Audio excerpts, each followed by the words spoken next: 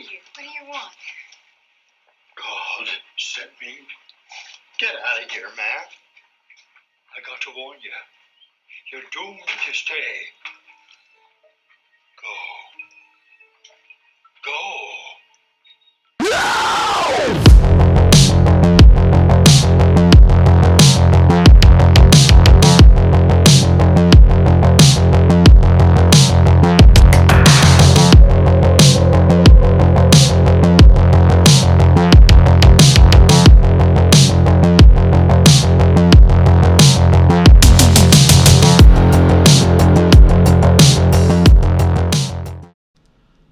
Hello, friends and fiends, and happy holidays to you. We got a special episode for you tonight for the holidays. How's it going, Mad Matt? I'm very festive, not evil, Ab. You know why? Why is that? Because not only we get to talk about like a good holiday horror type of show, but it's one of our dearest, lovest shows all time, Tales from the Crypt. Tales from the Crypt. And Fright fans, it's episode 2 of the first season, All Through the House. That's right. And if you've seen our channel before, then you do know that we love a good horror anthology show such as Tales from the Crypt. And this episode is awesome. This episode is a tradition in my household that we watch every year. And I don't. You watch this one every year? Most of the time we do. Most of the time, yeah. It's kind of one of those things that just, at this point you don't even have to tell yourself we have to watch it. It just comes on at some point. Right. And it's got some classic actors. This was Zemeckis. Yep. As well, with who was it? Fred Dekker had his hand in this. Yes, he did. And you can tell that Fred Dekker had his hand all in this episode, as well as Zemeckis. We got a great cast for you here. We got, Riggs and Murtaugh's therapist is here, from Lethal Weapon. We got the great Quato appearing in this one, and don't forget about Robert G. Durant as your heavy. So this is quite an episode. It's definitely, like I said, it's not only do I love it for like the holiday atmosphere, it's one of my favorite episodes. I know we didn't mention it during our top 10 episodes. Well, it wasn't really top 10, it was just 10 episodes we recommend you watching. We really recommend, yeah. Because this one gets talked about a bunch, is why we kind of skipped over it. And plus, we knew we wanted to cover it for the holidays. But like you said, when you mentioned Fred Dekker, it's definitely got that Night of the Creeps feel where like the very beginning of the movie where you have the escaped mental patient that's just running around dressed as Santa Claus and all that fun stuff. And I one of my favorite things is how it starts with the classic Christmas song. Nat King Cole. Nat King Cole, which we can't probably play here because of copyright issues. Right. But, it starts and there's the fire going and it's so nice. And there's a little bit of eggnog, a little bit of booze going on, and a little gift exchange going on. And you think, oh, this is nice. A little snow coming down outside. And you think, oh, this is a good little Christmas Christmas episode here. Until Elizabeth decides she wants to stoke the fire. He's like, give me the poker. She lets him have it. Right in the Quato's head there. Splits it right open. That's right.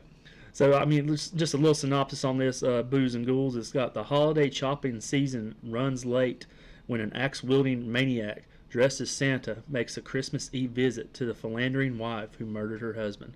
Right. So we already set that up with her nailing Joseph with the poker.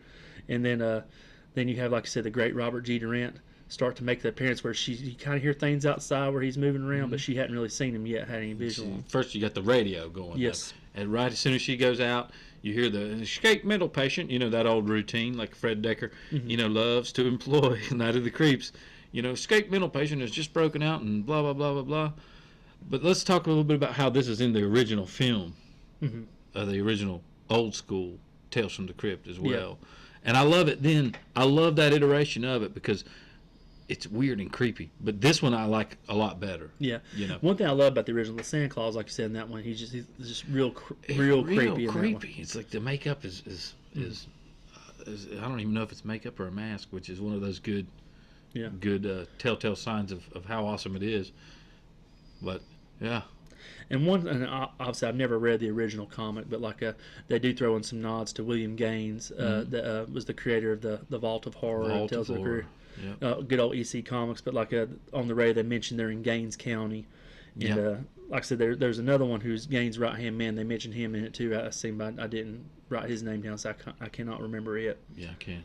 But it's like I said, it's a wonderful episode, just like how he does come in and then you have like a almost like survival horror thing because she's just trying to keep him out of the house, but then the daughter wakes up and thinks it's the real Santa, and she's doing everything she can to get him in the house. Yeah, She's just going and undoing everything the mother's doing. It's bad enough to have to worry about, I've got to dispose of this body. Right. You know, crazy Santa. Yeah. Off to the side. I got to dispose of this body. I got to make it look like an accident. I'm going to call the police. Mm-hmm. And I'm going to build a fake story and all this and that.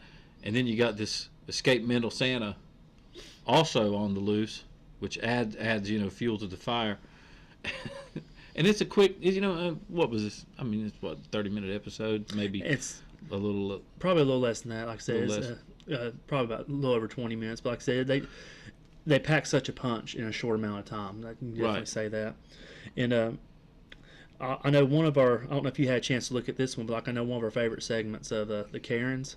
They didn't have for the parental guide. There wasn't much on there, but man, yeah, for this one, it is hilarious. We got a woman stabs a man with a fire poker. Yep, that sounds about right. So, I mean, you got to have that in a horror show, so always fun there. But here's my favorite one, the last one we'll cover for our Karen parental guide. The parental guide, brought to you by Karen. It says Santa is seen climbing up the side of the house. A little girl thinks it's the real Santa, so she tries to help him. Mm-hmm. So and she's going for the gun at the same time. It's got that good bit of tension when she's going for that gun, and you see him come up, and he just kind of looks in the window and does this little smirk, and smiles at her, and she just freaks out. What a great scene that is. Yeah. So and yeah, it's just, I mean, it's a classic.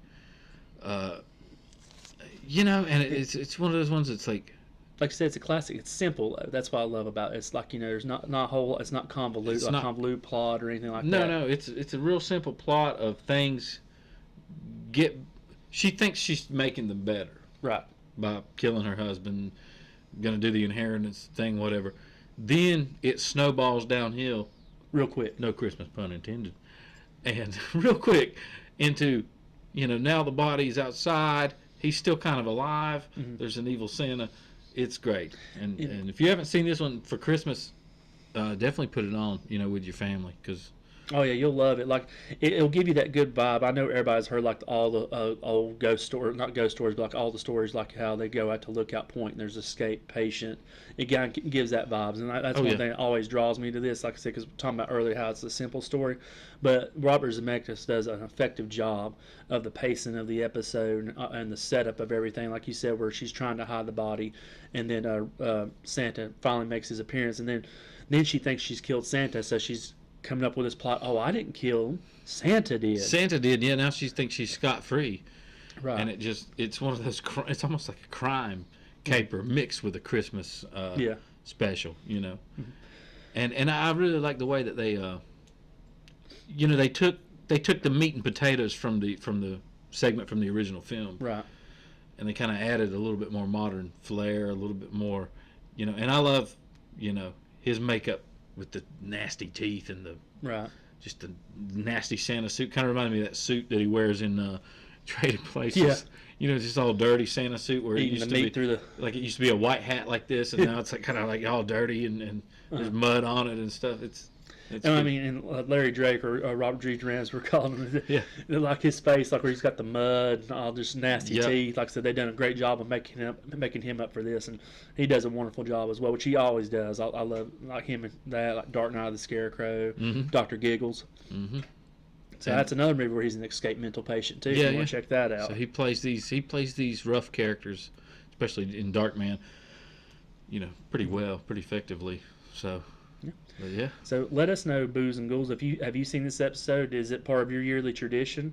Is it something that you would recommend, or did you have something where you're maybe picking nits with it? Just let us know in the comments. That's right. And before you go to bed on the 24th, Christmas Eve, you got to ask yourself one question, and that is, Naughty.